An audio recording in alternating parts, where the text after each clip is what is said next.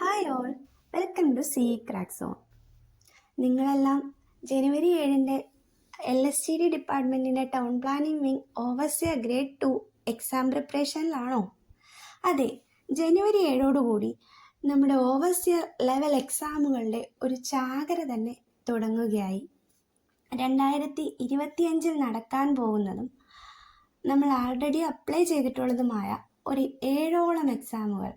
ആ എക്സാമുകളെ ഒന്ന് പരിചയപ്പെടുക, അവയ്ക്ക് പ്രീവിയസ്ലി എത്ര അഡ്വൈസുകൾ പോയിട്ടുണ്ട് എന്ന് മനസ്സിലാക്കുക. അതേപോലെ തന്നെ മോസ്റ്റ് പ്രോബബ്ലി ഈ എക്സാമുകൾക്കെല്ലാം വരാൻ ചാൻസ് ഉള്ളത് ജനുവരി 7 നടക്കാനിരിക്കുന്ന എക്സാമിൻ്റെ അതേ സിലബസ് തന്നെ ആവാം. ആ സിലബസിനെയും ഒന്ന് പരിചയപ്പെടുക എന്നുള്ളതാണ് നമ്മൾ ഈ സെക്ഷനിൽ ചെയ്യുന്നത്. Okay, let we start. അപ്പം മറക്കണ്ട, LSTD ഡിപ്പാർട്ട്മെൻറ്റിൻ്റെ ടൗൺ പ്ലാനിംഗ് വിങ്ങിലേക്കുള്ള ഓവർസിയർ ഗ്രേഡ് 2 എക്സാമിൻ്റെ ഡേറ്റ് ജനുവരി 7, 2025.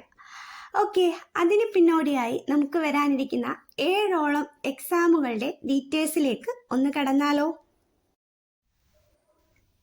ഓക്കെ, അപ്പം നമുക്ക് നോക്കാം. ആദ്യം തന്നെ നമ്മൾ ജനുവരി 7 എഴുതാൻ പോകുന്ന LSTD ഡിപ്പാർട്ട്മെൻറ്റിൻ്റെ പ്ലാനിംഗ് വിങ്ങിലേക്കുള്ള ഡ്രാഫ്റ്റ്മാൻ ഗ്രേഡ് 2 ലാസ്റ്റ് ടൈം പോയിട്ടുള്ളത് 87 അഡ്വൈസുകളാണ്.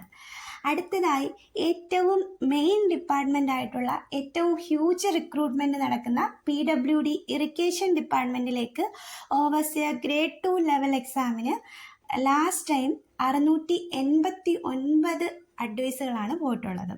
Then ground water department overseer grade 2 8 അഡ്വൈസുകളാണ് പോയിട്ടുള്ളത്.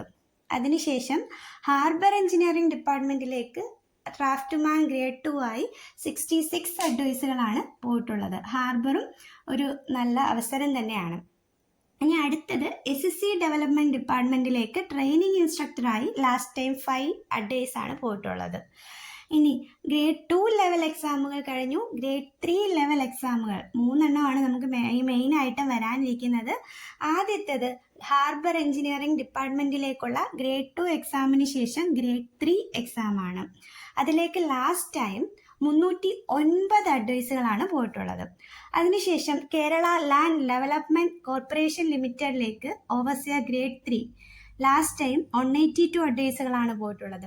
ഇനി ഏറ്റവും ബൾക്കായിട്ടുള്ള റിക്രൂട്ട്മെൻറ്റ് നടന്നിരിക്കുന്ന ഡിപ്പാർട്ട്മെൻറ്റാണ് Kerala water authority. Last time overseer grade 3 level എക്സാമിന് കേരള വാട്ടർ അതോറിറ്റിയിൽ ഏകദേശം 819 അഡ്വൈസുകളാണ് പോയിരിക്കുന്നത്. അപ്പോൾ നമുക്ക് ജനുവരി 7 നടക്കാനിരിക്കുന്ന ഓവർസിയർ ഗ്രേഡ് 2 ലെവൽ എക്സാമിൻ്റെ സിലബസ് ഒന്ന് പരിചയപ്പെടാം. ഈ മുകളിൽ പറഞ്ഞ എക്സാമുകളിൽ മിക്ക എക്സാമുകളുടെയും ഈ ഒരു കോമൺ സിലബസ് തന്നെയാണ് വരാൻ കൂടുതലും സാധ്യത, except Kerala water authority. Kerala water അതോറിറ്റിയുടെ എക്സാമിന് മെക്കാനിക്കലിലെ കുറച്ച് പോർഷൻസും കൂടെ ഇൻക്ലൂഡഡ് ആയിരിക്കും. ഓക്കെ, അപ്പോൾ ഇതാണ് നമ്മുടെ ജനുവരി 7 എക്സാമിൻ്റെ സിലബസ്. ഇതിനകത്ത് ഈ സിലബസിൽ ഏറ്റവും ഇമ്പോർട്ടൻ്റ് ആയിട്ടുള്ളത് നമ്മുടെ BM building material and building construction തന്നെയാണ്. അതിനുശേഷം സർവേയിങ്ങിനും 14 മാർക്കിൻ്റെ വെയിറ്റേജ് ആണുള്ളത്. അപ്പോൾ ആദ്യം ഒരു ബേസിക് എഞ്ചിനീയറിംഗ് ഡ്രോയിങ്ങിൽ നിന്നും 8 മാർക്സിനുള്ള ക്വസ്റ്റ്യനാണ് വരിക. ബിൽഡിംഗ് മെറ്റീരിയൽസ് മെയിനായിട്ട് നമ്മുടെ കോൺക്രീറ്റും അതിനകത്ത് ഇൻക്ലൂഡഡ് ആണ്. പിന്നെ lime, stone, cement, brick, metals, അതേപോലെ പ്രൊട്ടക്റ്റീവ് മെറ്റീരിയൽസ്, പെയിൻറ്റ്, പ്ലാസ്റ്ററിങ്, അങ്ങനെ എല്ലാം ഇൻക്ലൂഡഡ് ആയിട്ട് ഒരു 12 മാർക്കാണ് ബിൽഡിംഗ് മെറ്റീരിയലിൽ നിന്ന് മാത്രമായിട്ടുള്ളത്. അതിനുശേഷം ബിൽഡിംഗ് കൺസ്ട്രക്ഷൻ 20 മാർക്ക്. ഈ 20 മാർക്ക് നമ്മൾ നോർമലി പഠിക്കുന്ന building construction, door, window, stone masonry, brick masonry, അങ്ങനെ നോർമലി പഠിക്കുന്ന ബിൽഡിംഗ് കൺസ്ട്രക്ഷൻ കൂടാതെ നമ്മുടെ RCCയിലെ കുറച്ച് പോർഷൻസും അതേപോലെ സ്റ്റീലിലെ കുറച്ച് പോർഷൻസും ഇൻക്ലൂഡ് ചെയ്തിട്ടാണ് ഈ ബിൽഡിംഗ് കൺസ്ട്രക്ഷൻ എന്ന് പറഞ്ഞ 20 മാർക്കിൻ്റെ പാർട്ട് വരുന്നത്.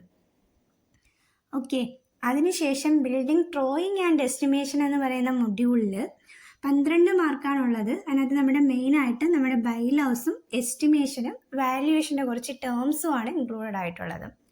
പിന്നെ അടുത്ത മൊഡ്യൂൾ 5 ഇറിഗേഷൻ എഞ്ചിനീയറിംഗ് ആണ്, 6 മാർക്കിനാണുള്ളത്. അപ്പോൾ ഇതൊരു ഈ ലെവൽ ഡീപ്പായിട്ട് സ്റ്റഡി ചെയ്യേണ്ട ഓവർസിയർ ലെവൽ ഒരു 6 മാർക്കിൻ്റെ വെയിറ്റേജിനുള്ള ഇറിഗേഷൻ വേണം പഠിക്കാനൊക്കെ ഉണ്ട്.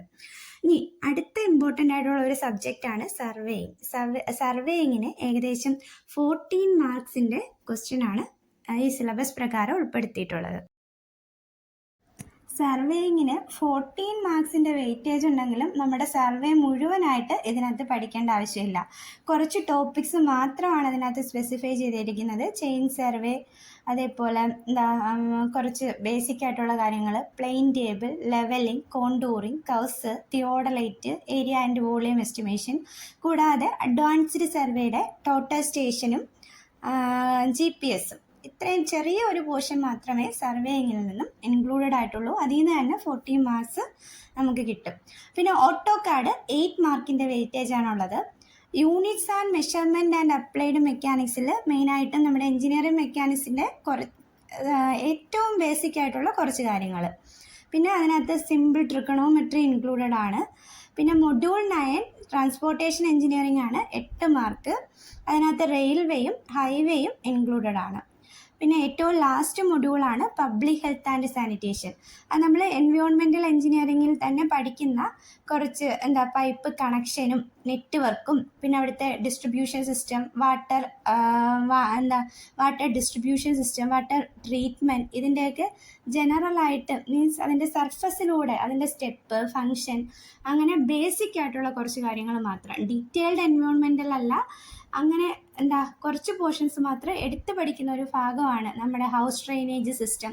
അതൊക്കെ ഇൻക്ലൂഡ് ചെയ്യുന്ന ഒരു മൊഡ്യൂളാണ് പബ്ലിക് ഹെൽത്ത് ആൻഡ് സാനിറ്റേഷൻ. അപ്പോൾ ഇത്രയാവുമ്പോൾ നമ്മുടെ ജനുവരി 7 എക്സാം സിലബസ് കംപ്ലീറ്റഡ് ആണ്.